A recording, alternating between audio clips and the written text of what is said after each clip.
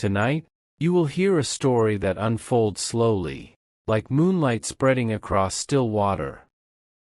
There is no need to follow every word. Let the story carry you where it will. This is a tale of shadows and longing, of choices made in darkness, and love that defies the boundaries between worlds. It begins in a small town nestled between ancient forests and forgotten mountains, where the modern world has not quite reached, and old magic still lingers in the air. Her name was Elena.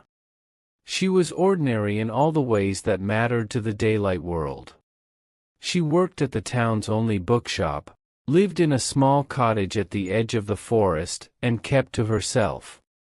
But there was something about her that drew the attention of things that moved in darkness. Something she did not yet understand.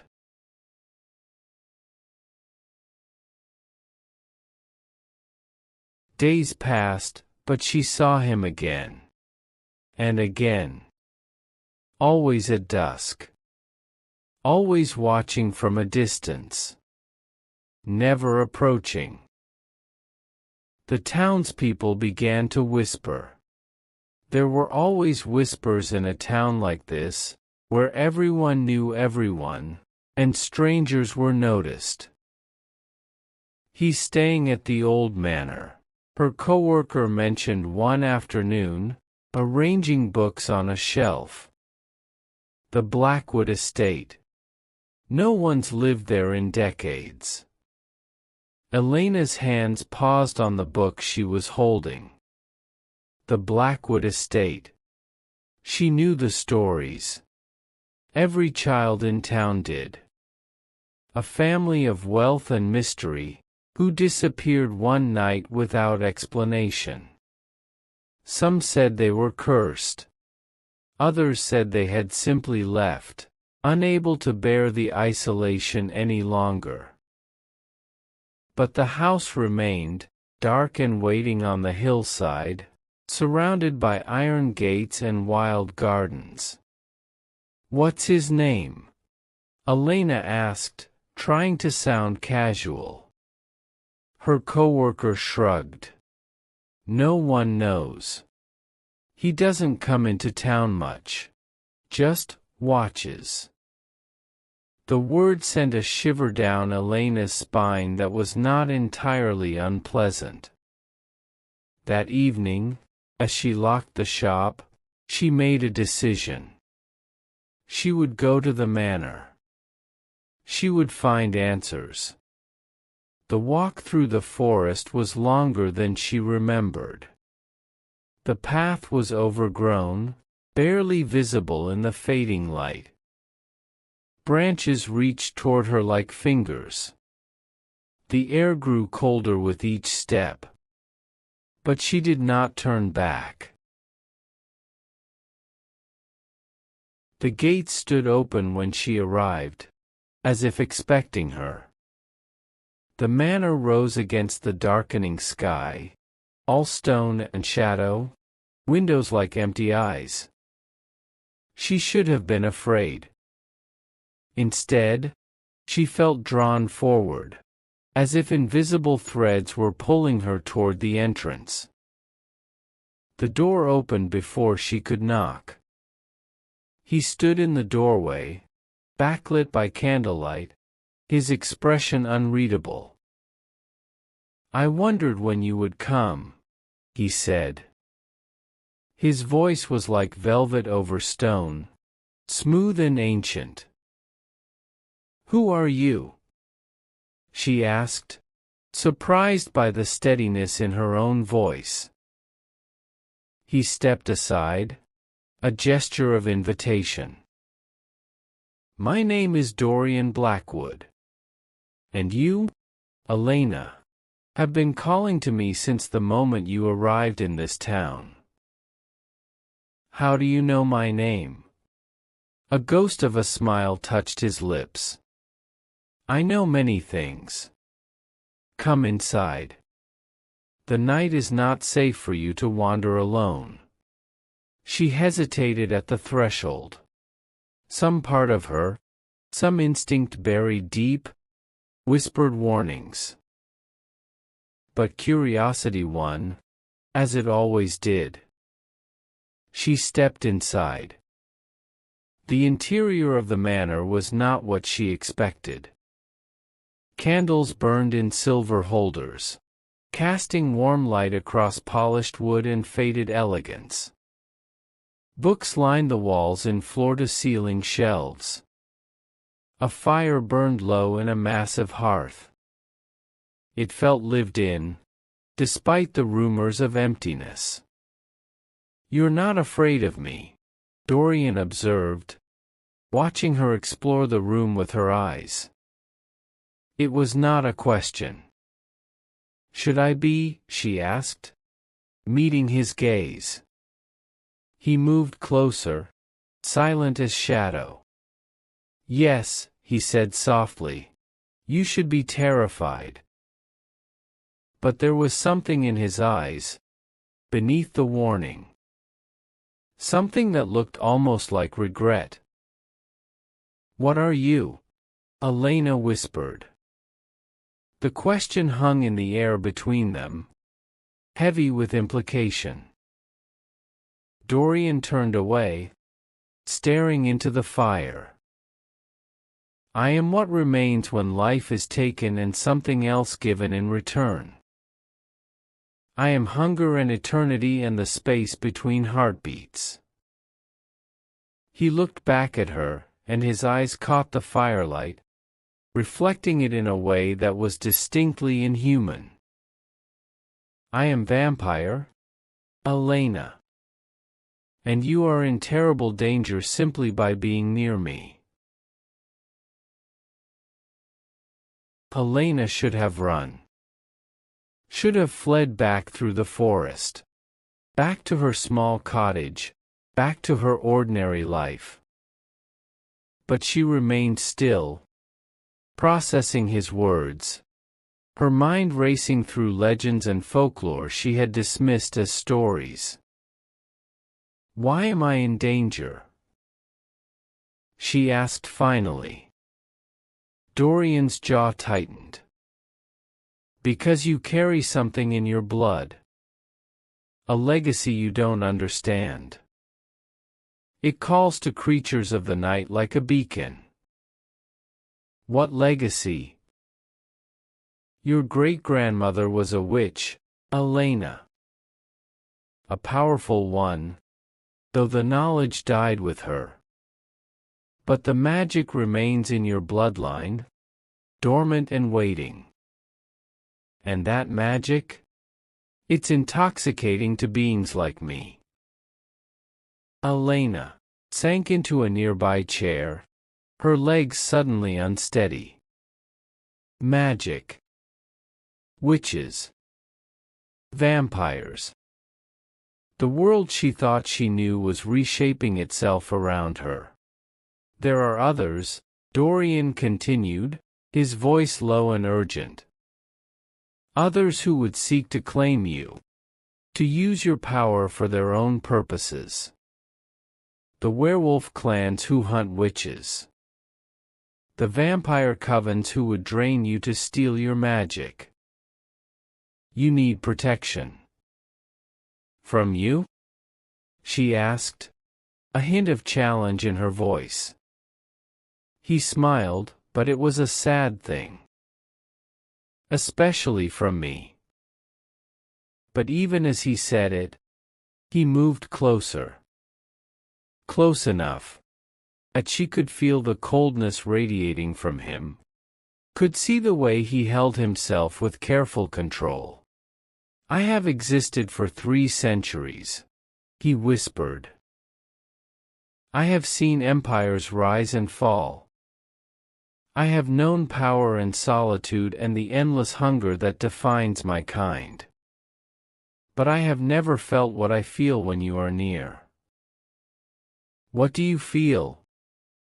Elena breathed. "Hope," he said simply. "And it terrifies me more than anything I have faced in 300 years."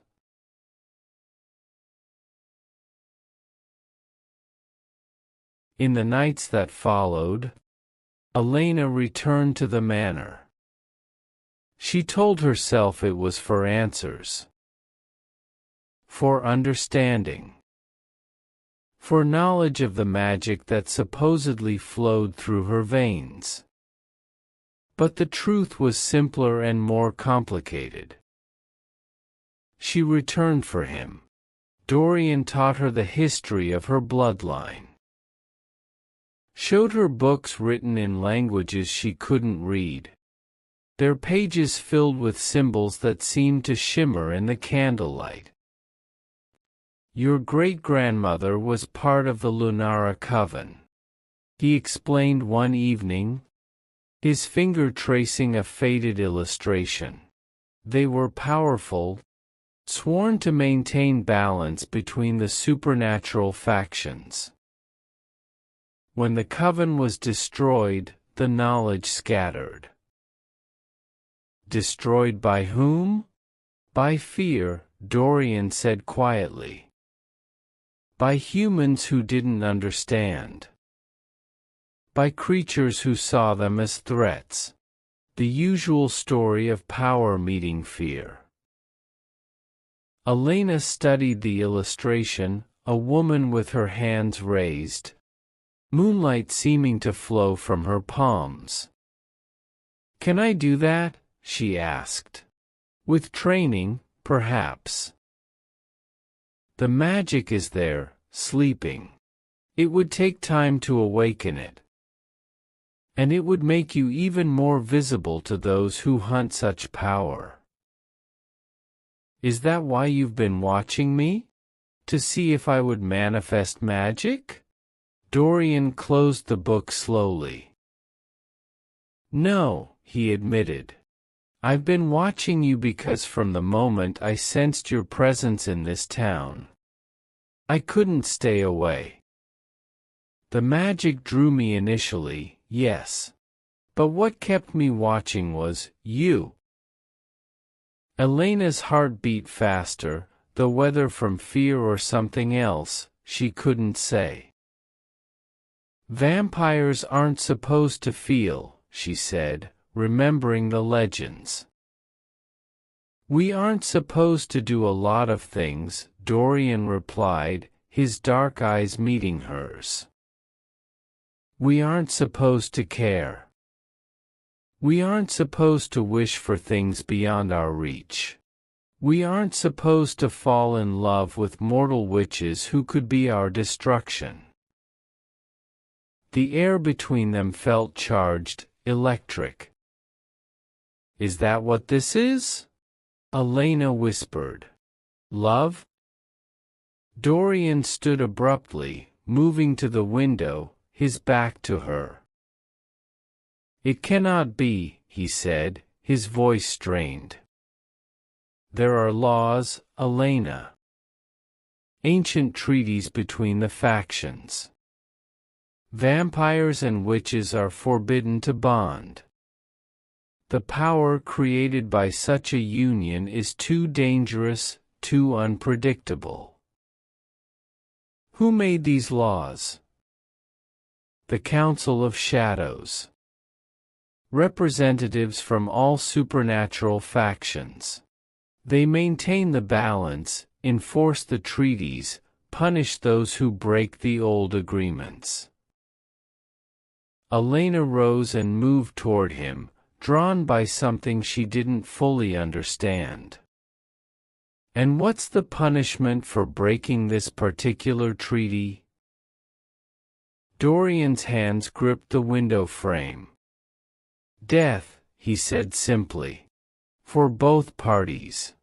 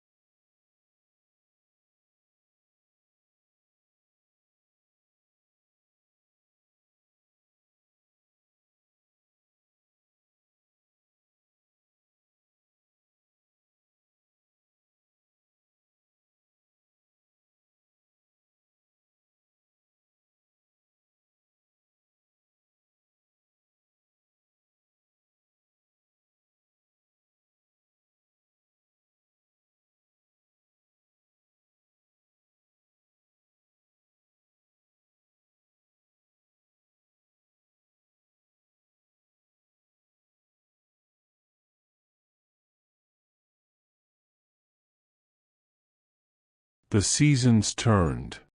Winter gave way to spring, spring to summer, summer to autumn.